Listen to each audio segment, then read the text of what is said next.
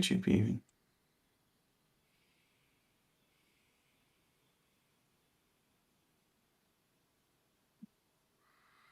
RubleTrillions.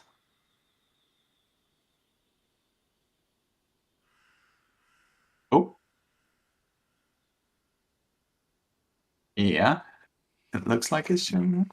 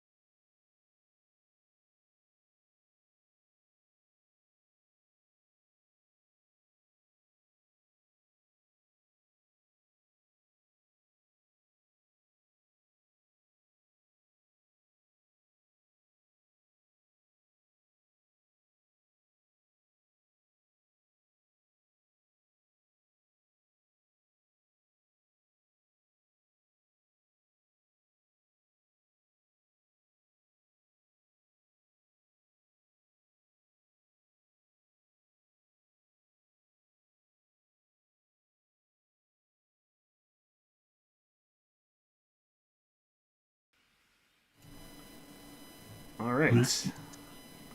All right, we're live. I think looks like a couple people are in here. I'm Oh, sure, yeah. hopefully, a few more. Hello, everyone. I don't know who's on. Um, so normally I would try to put out a very well done video for these DLC releases, but just did not have the time to do that. So we're just gonna kind of wing this thing, and I'm joined by Eben. Hello. He was kind enough to hop on with us. I know I've seen some of his video that he put out today. And you, of course, went through and made amazing habitats for all of these animals. I don't think all of them, did you? It was like the otter. I saw the otter Yeah. and the. Yeah, exactly. I did the otter and the capybara because, like, I do have two more animals, but I need to spread it a bit because YouTube, you know. Right, right. Exactly. Someone said the sound is weird. Can you be more specific? I think there's like a little beeping sound from your side, Oh, unless weird. it's from my side, but I can hear it in when you talk as well. Okay. It might be. I've had weird. I think I might need a new microphone or new headphones or something. Um, any better? Can you talk again? Is that any better? It's still a little bit in the background. Okay. Well, we're just gonna. This is welcome to the very professional stream, everybody. This is just gonna have to be good enough. I think I do need a bit like growling. Yeah, I think it's my mic. I think I need a new mic because sometimes I have to edit that out when I do my normal video recordings. So it's got Yeah. to be that, or I don't know if it's. I just have like cheap Apple headphones plugged into the microphone, so I don't know if that can Oh. cause feedback. So, all right, sweet. Haribu says sound is fine, not great, but good enough. We'll take good enough today. So, cool. Well, I just am in a blank map here. I tried to load Tivoli, but I think some of the mods I have are breaking the file. It loads in and then it like immediately crashes. So we're just going to do a blank map here. I've got a couple of pens set up. We're going to rely on Eben to kind of walk us through some of the stuff that, because I know there's a few trees and some signs, and you always do a really good job of finding every little piece that is new, including the free update and all that kind of stuff. So the first animal, well, first of all, what's your favorite animal in the pack? Ooh, that's already a difficult question. Like, for me, personally, I have like 3 animals that are the highlights. Platypus, otter, and capybara are like Oh no, it just the ones. crashed. Oh no.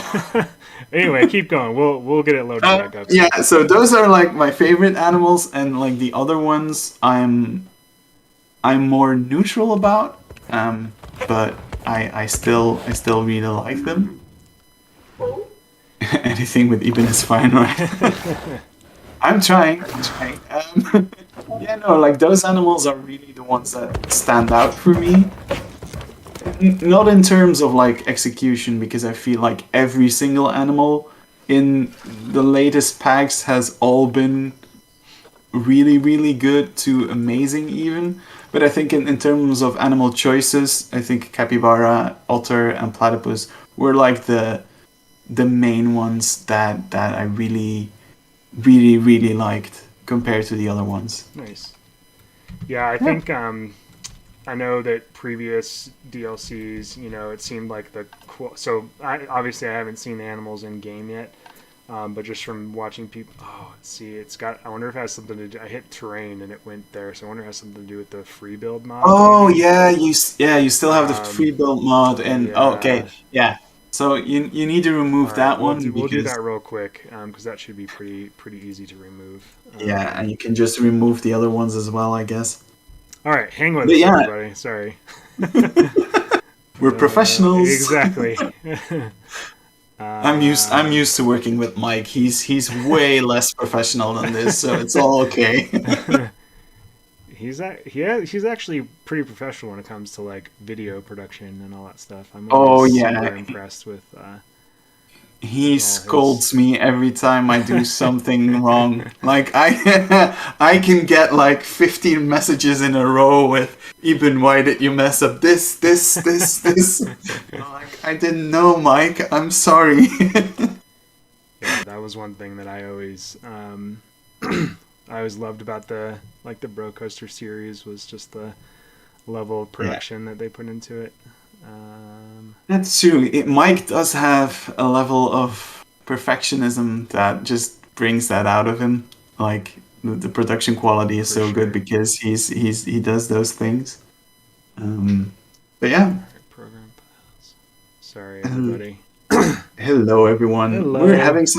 We're having some technical difficulties, but mod issues here. It's a. Go ahead. Because I always forget where these files. There it is. Okay. And I forget where. Do you know where the free build one is? Is it just in the OVL data? Yeah, and it's a folder named free build normally. So. Yep, there it is. So just delete that entirely. Yeah, and just like the crane one that you had as well. Crane. There it is. Delete. Yeah. That. Okay. This is your boxless shop one should be okay, right? Yeah, that one you verified your files, so that so it's gone. Yeah, okay. Yeah, that one is gone. This all reminds me of that one time that we spent on a call like for a half hour trying to figure out what was wrong with my mod. Yeah, that was me, right? I can't remember what I had done wrong. That it was. I think you never unzipped the file and then just copy pasted it. That's right. Yeah, I put the zipped file in the main game files. Yeah. oh, that was so much. Yes. I was really thinking like, oh shit, I did something like, and now his map is broken, and oh no.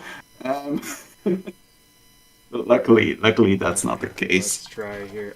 There we go. Alrighty. Time is Here we go.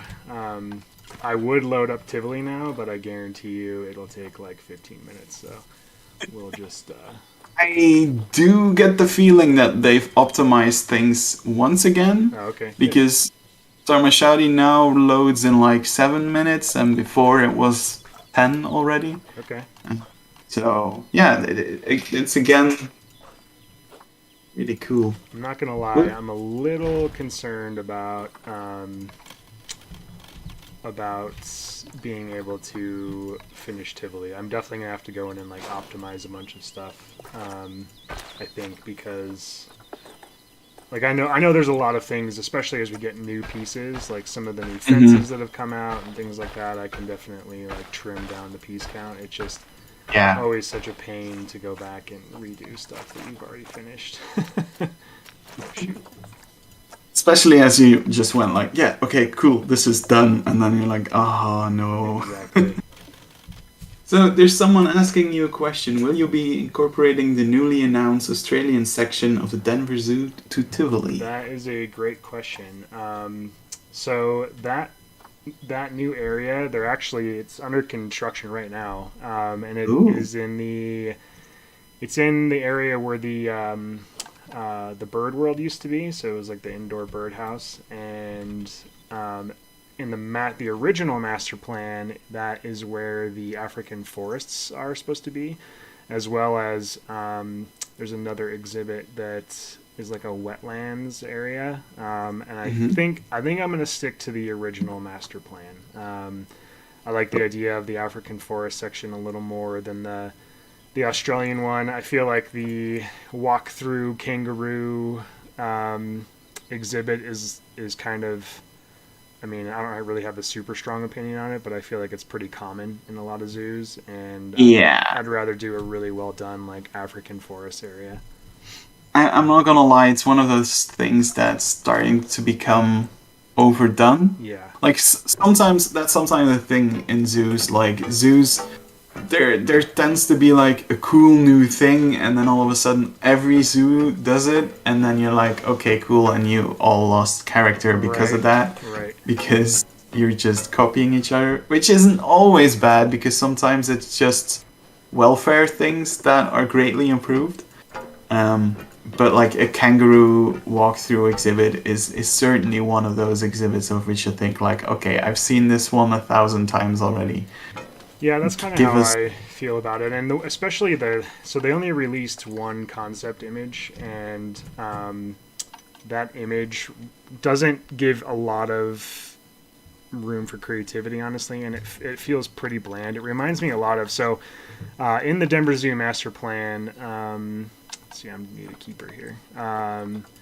There is like the where the tiger area is much different than how Mm, it actually looks now. Like the way it looks today is definitely a watered down version. It's not. It's really uninspired. It's like mostly like it would be perfect if you were trying to do a really janky zoo because it's just a lot of steel and mesh and concrete and it just is no theming at all and very very stark departure from the what the master plan had. So I think I think if I were to do that Australian section and do it very similarly to at least the concept art they showed, it would be out of place in Tivoli.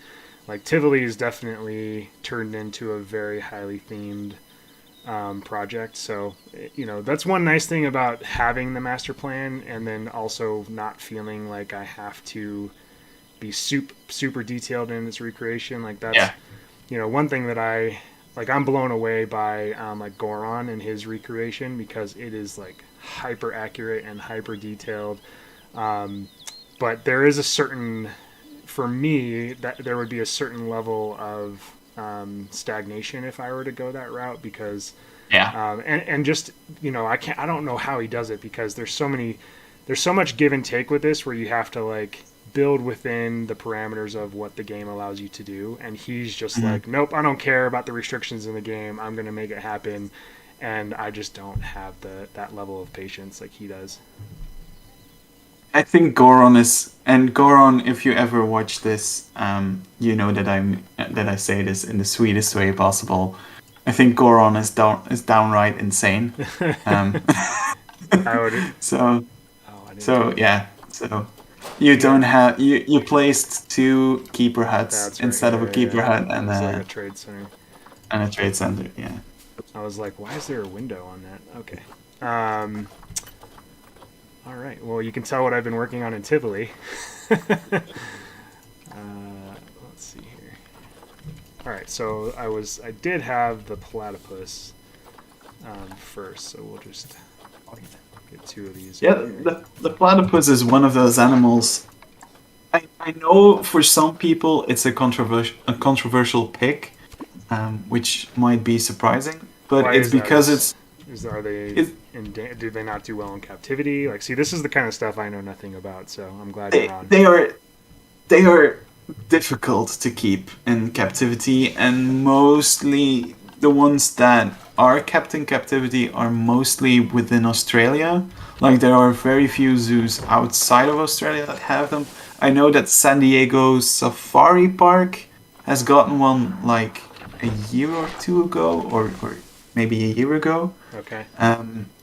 But like it's mostly Australian zoos that have them because they are not easy to keep and because they are a bit difficult. But on the other hand, I am a strong believer that zoo games should both have a bunch of really common zoo animals and a bunch of like medium common zoo animals. Mm-hmm. But like should also have the outliers like a platypus, like a proboscis monkey, because then you can make the super highly specific zoos, like a zoo in Australia with a platypus, or like a zoo in Indonesia with a proboscis monkey. Like I like the fact that those things are still included. And it's a controversial pick for some, and I understand that. But on the other hand, it's like a really cool animal. Yeah, Like why would they are for sure. I didn't realize that they were. It's interesting that how so many animals, or I guess specific animals, just some tend to do just fine in captivity, and others just don't at all. Yeah, it's also just based on years of being able to study certain animals. Like platypus are also very reclusive animals and very shy animals, so it's hard to study them. So it's also much harder to understand what they exactly need. But if you just look at these little buggers, and I'm like, they are adorable. they're super adorable. Yeah. This is a good pack from that standpoint between these guys and the otters. Yeah, exactly. And like, I had like a test exhibit when I first got the pack, and I made just like you did. I made one big exhibit, and I put in the platypus, the capybara, and the otter, and like every single one of them moved in in its own special way. Also, each animal deep dives in a special way, Oh, so okay. including the capybara, which is really cool. So it really shows that for those animals, the animation work was really good.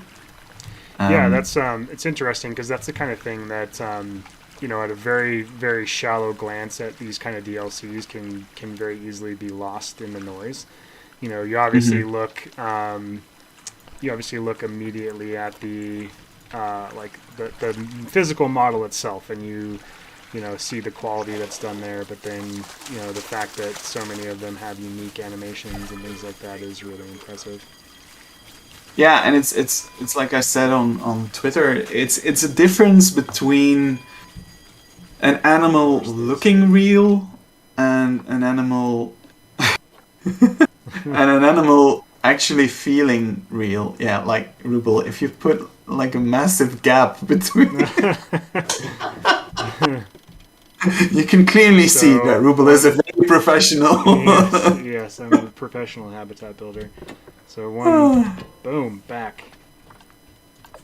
Oh my god. Yeah, so like it's a difference between an animal looking real and an animal feeling real.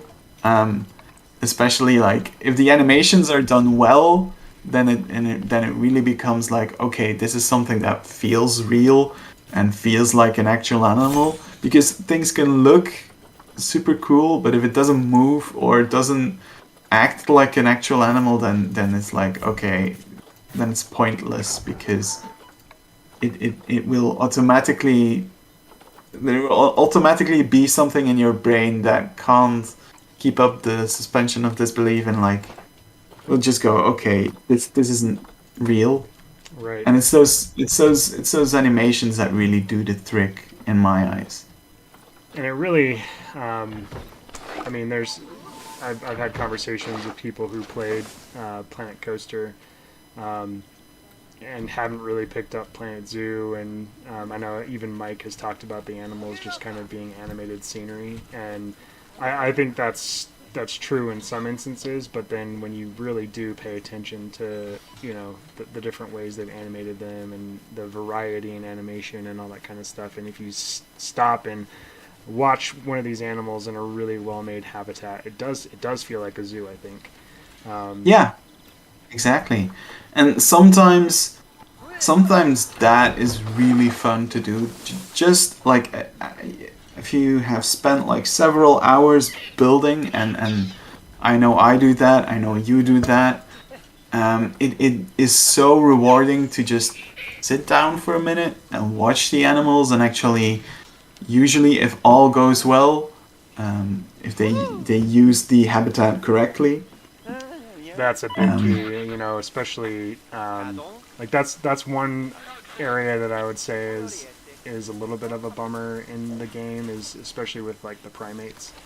Um, you know, I know there's ways you can kind of manipulate the terrain to make sure they stay up, you know, elevated and things like that more than they are on the ground, but that is one thing that you do lose some immersion in with some of those animals. Yeah.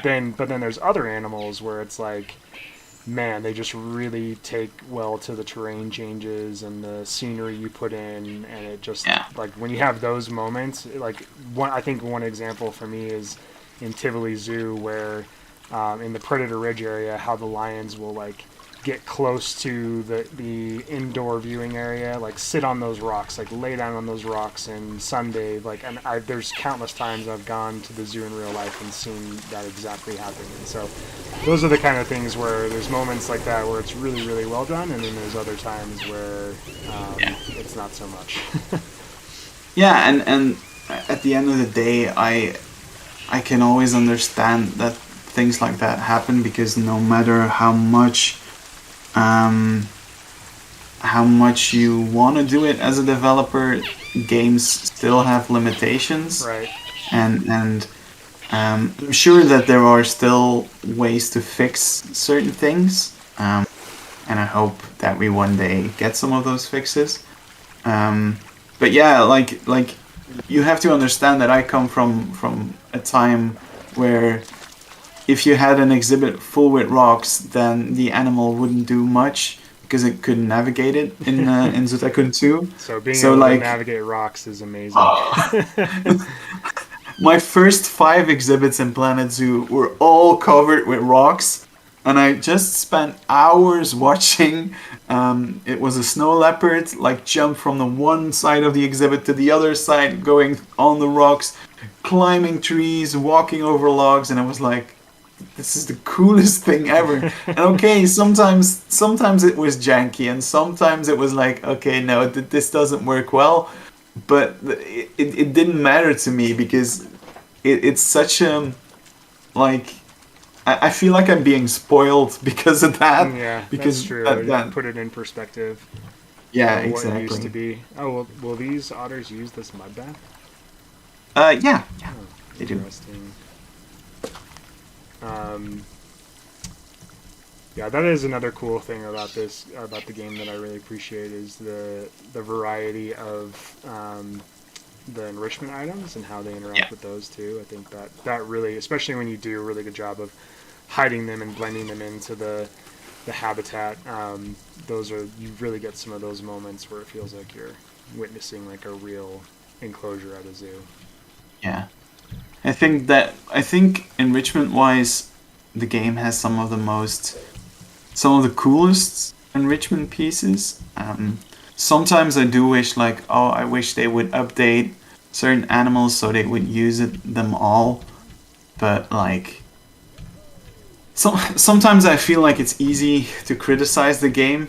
But on the other hand, the game has so much to offer, and I'm usually like, okay, I can like live with a lot of the flaws that are in the game, which are in my eyes inevitable. Like there's no way that you can make a perfect game. So Right.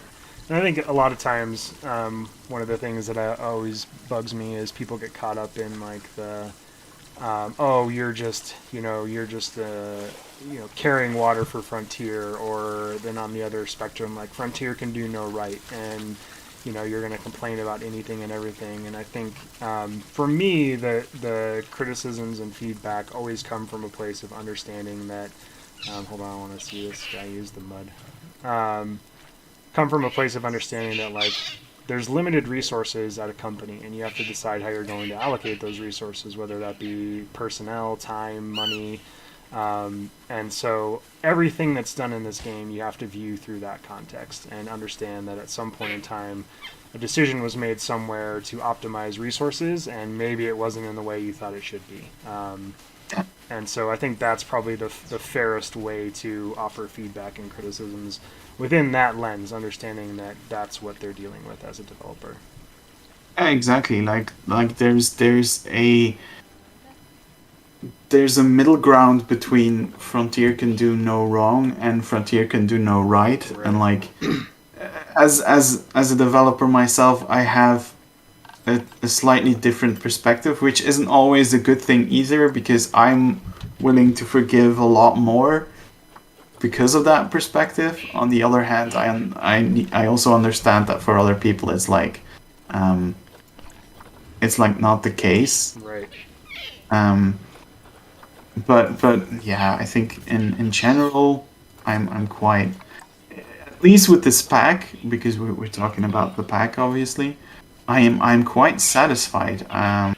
Like, you for sure need to put in the hot tap enrichment items, because I'm really sure that you're gonna love what that's going to look like.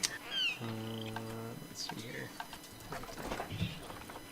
Yeah. So what is that one of the? I'm assuming that's one of the new ones. Yeah, and that's one specifically for capybara and the Japanese macaque. Oh, hot. So that's this one. Hot water tap. Yes, the hot water tap. Serious injury. Yeah. And then plant. So we've had this plant feeder, but these flat ones are new, right? Right. Yeah, the Okay. flat ones are new. I hope. I don't have a vet, so. I hope a vet building. Oh well, it's all okay. Oh, I wish they would go to it immediately, but like those hot tap pieces are just like the coolest thing ever. Once you see them use them, you're gonna say, "Oh yes." So what's a good way of like hiding these? These buildings or these hot taps. What I simply put like another bamboo piece at the end. But usually you can cover those with rocks, like because that's that's what the hitbox is still okay. They'll come use it. Yeah. The hitbox for these is a little bit big. Like you can't put them really close to each other, which is kind of my feedback with this one. But overall, I really hope one of them starts using it soon, because it's so freaking adorable. Oh, here we go. Yeah, something like that should work. Maybe not. Yeah, I've seen Rudy do. They were getting ready to walk over there and then walked away. The other one, I think, got injured. That's one of the things that I miss when I reminisce about Sudoku 2. There we had like a little bar that said, animal is about to do this, animal is about to do that. So you could go watch it and make sure. Exactly. if you place the hot water taps to flow into a body of water, then it won't be used. It worked for me. Okay. It worked for me, but there was maybe it has to be shallow. yeah, it was shallow Shallow water. Yeah.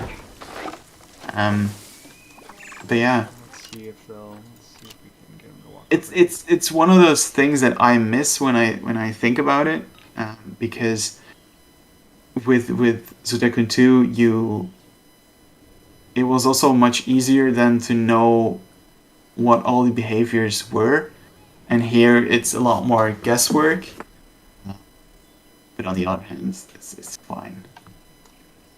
Come on, little buggers. I'm gonna delete this because you seem to be interested in that. So here we go. Maybe. No, turn around. Okay, maybe the rock is. There's a slight delay, I think, with the stream and what you're saying. Oh, okay. So I can see you say, I can hear you say things, and then like a few seconds later you do it. Super funny. Come on. So are there any animals in this? Ooh. Stop. So they just get a little bath on. Oh, there it is. That's funny. Yeah, see, this is the kind of thing where it's like, if you really do a good job of implementing the enrichment items and stuff into a habitat, like the animals aren't just animated scenery at that point. Like, they really do become a believable thing inside of a zoo. Like, I feel like the enrichment items are key. Like in Tivoli, I have like in the Toyota Elephant Passage, I have like 4 mud baths just because they use them so much, and it adds to that that sense of realism that you're looking at a real habitat. Yeah, exactly. It changes an animal, as you said, from like moving scenery to an actual animal with its own unique behaviors. Like Keyboard Keeper says, like the head shake when it's under the shower tap. It's just adorable to see. Like digging the hot water too. So are there any? You said the macaques do this too? Yeah, exactly. Are there any animals in the pack that you are going to put in Tivoli, or? Potentially these guys. So inside of Tropical Discovery, right now I have the capuchin monkeys. In the actual zoo, it's howler monkeys. And on the ground, in the same habitat, they share a habitat. You have the capybara. And so I might put them in there, but it might take a little bit of reworking just because the actual traversable area inside of that habitat is very, very tiny. That's potentially one. And then the otters, I might. So there's an interior building in the Toyota Elephant Passage area, and they have river otters. And so I might use these guys as a substitute, just so that there's something to bring people into that building to look at. And so, to be honest, close enough. Right, exactly. It's really close enough. Yeah. So I'll use these guys, and then the crane. So the real life habitat has Saurus cranes, which the last episode of Tivoli, I had just those scenery ones that I think they were Drax cranes. Yeah. And was actually started using. Let's see here. Bongos. Yeah, bongo hardwoods. He has 3 separate. Cranes, and he was kind enough to make the Saurus crane for me. So I could technically use the one that comes with this pack, but since I have the actual one, I'm going to continue to use his mod.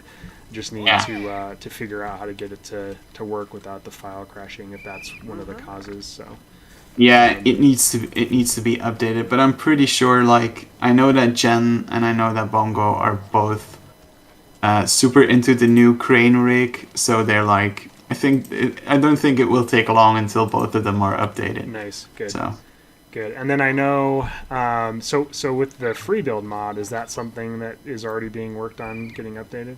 Do you know? I mean, you're pretty in touch with the modding community. I know that Kai is aware of the issues, but I'm not sure if he already had the time to update it. Gotcha. Okay. Yeah. I mean, So I'm not in a me personally. I'm not in a big rush, but I'm sure there's lots of people that. Sidebar: if you're watching the stream and you have not. Well, I guess wait for it to be updated. But if you've never used the free build mod, it's like a must-have. Like you have to have it because it just takes away so much of the headache with dealing with the pathing system and the terrain. Even just like getting smooth slopes and stuff. Like it's so easy to put down a piece of path where you want it to go, and then you can easily see what the terrain looks like on the path. Like those are the kind of things that I've really utilized it for. Where in the past I had to use like one of the track rides to get to get the slope of a long path or something like that. Now you can just put it in and then you can see what it looks like as you adjust the terrain. So highly recommend getting that if you haven't already. yeah. I've also used it because there's been a newer version. I think you've only had like the older version. Because the newest version also has like the ability to turn off the grid, which is really interesting. Which is super terrifying because because the moment you turn off the grid, then you're just staring at all the pieces that were grid pieces, and you're like, I can do everything now, and this is a void where I stare in, and it's super fun. So that's interesting. So basically, does that mean the gridded pieces have the advanced move on them? Then yes. So you essentially can disable the grid completely, and then as long as you've disabled it, you can pretty much place every single grid piece like a regular piece. So you can turn it, you can flip it upside down. You can do all kinds of cool stuff. Nice. Yeah, it's one of those, but it's like I said, it's like staring into the void. Like the moment you have it, you're like, okay, but what now? What do I do now? Like everything is possible. There's no limitations anymore, and you're just staring at it, and you think, okay, what do I do?